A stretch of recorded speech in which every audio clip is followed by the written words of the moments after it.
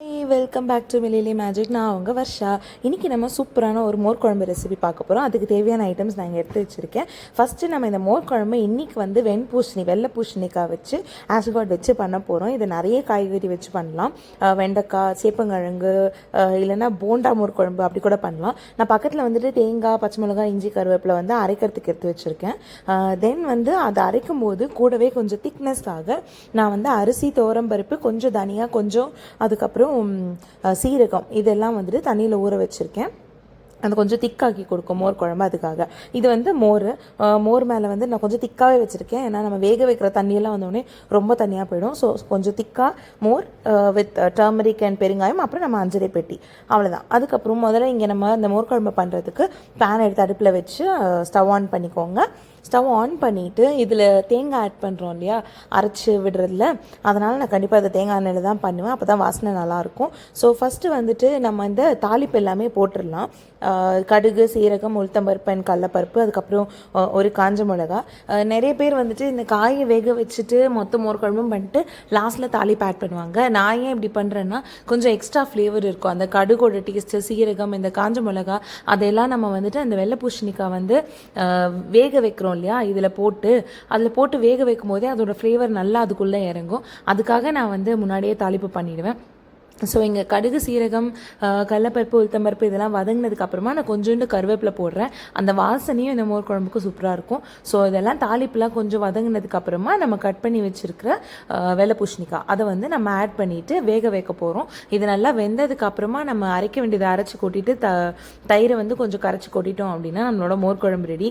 தி simplest recipe. இது வேக வைக்கிற டைம் மட்டும்தான் நமக்கு வேலை. ஸோ இது வந்துட்டு கொஞ்சம் ஓரளவுக்கு அதை வந்துட்டு அந்த வதக்கிற அந்த சூட்லேயே வந்துட்டு குக்காக விடுங்க. கொஞ்சம் வதங்கினதுக்கு அப்புறமா இந்த மாதிரி ஒரு 1-1.5 கிளாஸ் தண்ணி வந்து சேர்த்துக்கோங்க. ஃபர்ஸ்ட்லி வந்துட்டு நம்மளோட ஆஷ்கார்ட் ஆர் வெள்ளை பூசணிக்காய் வந்து ஆல்ரெடி நீர்க்காய் இல்லையா, அதனால நமக்கு வந்துட்டு அதில் நிறைய தண்ணி விடணும்னு அவசியம் கிடையாது. அதுவாகவே வெந்துடும். இது வந்து நான் அரைக்கிறதுக்கு எடுத்து வச்சுருந்த அரிசி, பருப்பு, சீரகம் அண்ட் தென் தனியா, அதை வந்து மிக்சியில் ஆட் பண்ணிக்கிறேன். மிக்சியில் அதை ஆட் பண்ணிவிட்டு கூடவே வந்துட்டு நான் எடுத்து வச்சுருக்கிற 3 பச்சை மிளகா, அதுக்கப்புறம் நல்லா ஒரு 1.5 இன்ச் இஞ்சி, அது கூடவே வந்துட்டு நான் கட் பண்ணி வச்சுருக்கிற தேங்காய். சில பேருக்கு வந்து இந்த தேங்காய் மூடியில் இருக்கிற அந்த ப்ரௌன் இது வந்து ஜீரணிக்கிறது கஷ்டமாக இருக்கும். நீங்கள் வந்து தேங்காய் துருவலே டைரெக்டாக ஆட் பண்ணிக்கலாம். எங்கள் வீட்டில் அந்த ப்ராப்ளம் இல்லை. ஸோ நான் அப்படியே பத்தியாவே கட் பண்ணி இதில் ஆட் பண்ணிக்கிறேன். இதை அரைச்சதுக்கப்புறம் இந்த மாதிரி பேஸ்ட்டாக வந்துடும். அதையும் நம்ம சைடில் எடுத்து வச்சுக்கலாம். மீன்வயல் நம்ம இந்த வெள்ளை பூசணிக்காய் வந்து குக் ஆகிருக்கா அப்படின்னு நம்ம வந்து செக் பண்ணலாம். இன்னும் கொஞ்சம் வெள்ளையாகவே இருக்குது. நீங்கள் பார்த்தீங்கன்னா இன்னும் கொஞ்சம் ஹார்டாகவே இருக்கும். நீங்கள் கரண்டியில் வந்து நசுக்கி பார்த்தீங்கன்னாலும் உங்களுக்கு வந்து கொஞ்சம் ஹார்டாக இருக்கும். அந்த மாதிரி இருந்துச்சுன்னா வேகலைன்னு அர்த்தம். இன்னும் கொஞ்சம் டைம் கொடுக்கணும். ஸோ இந்த வெள்ளை பூசணிக்காய் வந்துட்டு இன் ஜென்ரல் மார்னிங்கில் வந்து நம்ம வெறும் வயிற்றில் வந்து கூட ஜூஸாக அரைச்சி கொடுத்தோம் குடித்தோன்னா வெயிட் லாஸ்க்கு பயங்கரமாக ஹெல்ப் பண்ணும். அது ரொம்ப நல்லது. இல்லைன்னா மோர் கூட மிக்ஸ் பண்ணி கூட நம்ம குடிக்கலாம். குளிர்ச்சி அண்ட் தென் வெயிட் லாஸுக்கு நிஜமாகவே சூப்பரான ஒரு இன்க்ரீடியண்ட். ஏன்னாக்கா இதில் வந்து ஃபைபர் வந்து ரொம்ப நிறைய இருக்குது. நீர்க்காய் இல்லையா, அதனால இதுலேயுமே வந்து ஃபைபர் அண்ட் வாட்டர் கண்டென்ட் ரெண்டுமே நிறைய இருக்கும். ஸோ உங்களுக்கு காலையில் எந்திரிச்ச உடனே நீங்கள் பிரேக்ஃபாஸ்ட் நிறைய சாப்பிடாம கொஞ்சம் உங்களால் வந்து அதை ஹேண்டில் பண்ண முடியும். So ash gourd is a very good recipe, I mean very good ingredient. உங்களுக்கு வந்துட்டு டயபெட்டிஸ் இருக்குது அப்படின்னா கூட நீங்களுமே வந்து ஆஷ்கார்ட் வந்து டெய்லி எடுத்துக்கலாம். ஆஷ்கார்ட் ஜூஸ் காலையில் எழுந்த உடனே ஃபஸ்ட்டு வந்துட்டு ஆஷ்கார்டை வந்து அந்த வெள்ளை பூசணிக்காய் வந்து நீங்கள் அரைச்சி குடிச்சிட்டிங்கனாவே உங்களுக்கு வந்து சுகர் வந்து கண்ட்ரோலில் இருக்கும். ஸோ இங்கே வந்து நம்ம அரைச்சி வச்சுருந்தோம் இல்லையா அந்த தேங்காய் பேஸ்ட்டு, அதையுமே வந்துட்டு இந்த பூசணிக்காய் வந்து வெந்ததுக்கு அப்புறமா நான் வந்துட்டு இது கூட மிக்ஸ் பண்ணி விட்டுடுறேன்.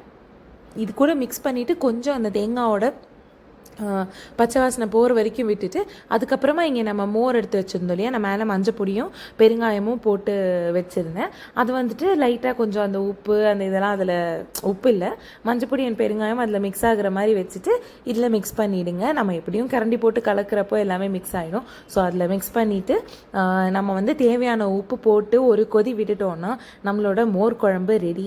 இதில் நான் சொன்ன மாதிரி நீங்கள் வெண்டைக்காய் வந்துட்டு போண்டா, அப்புறம் இந்த மோர் குழம்பு வந்து வந்து வச்சுட்டு மோர் குழம்பு வடை அப்படிலாம் கூட செய்யலாம். இது வந்து ஒரு ஆத்தென்டிக் சவுத் இந்தியன் ரெசிபி. ஆனால் என்னென்னா இது வந்து not particular to Tamil Nadu. Because கேரளாவில் கூட இது மோரு கறின்னு சொல்லுவாங்க, இங்கே வந்து ஹுலி மஜ்ஜிகேன்னு சொல்லுவாங்க கர்நாடகாவில். அந்த மாதிரி இதுக்கு நிறைய ரெசிபி இருக்குது. ஹுலி வந்து ஆக்சுவலாக புளி மோருன்னு சொல்லுவாங்க. பட் அது எனக்கு இது எக்ஸாக்ட் கர்நாடகா ரெசிபி பேர் தெரியல.